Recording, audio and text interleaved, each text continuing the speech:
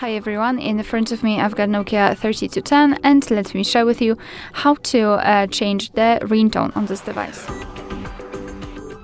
So let's start with entering the menu. So just press this middle button and then go down and left to find the settings, press select.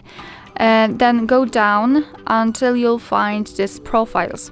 So this option is a little bit hidden in this device, so press select. And here we've got the sound profiles. The normal one is the one in which you can hear all of the notifications, ringtones, etc. Silent is where all of the ringtones are muted. Meeting, indoor, outdoor, profiles 1. So as you can see, you've got a lot of options and you can add new one too. But here we can also change the ringtone. So let me press this left button to open more options, then go down to the settings and press select, and here we've got ring settings where we can change the ringtone. But before we will do it, let me simply adjust the volume because for sure it is a little bit too loud. So let me use color ringtone, and as I said, it is really loud, so let me just set it on 1. Now we can go back. So as I said, enter ring settings, press select, and you can change the ringtone for the first or the second SIM card.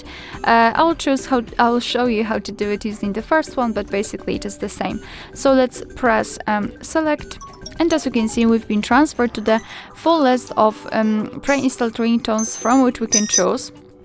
So here at the top you can also choose from music. So if you've got anything on your internal storage, so for example if it is, I don't know, downloaded, you can set it as a ringtone.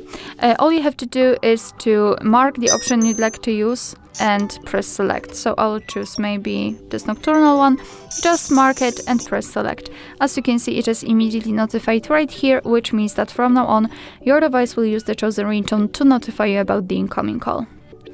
Alright, so that will be all. Thank you so much for watching. I hope that this video was helpful, and if it was, please hit the subscribe button and leave the thumbs up.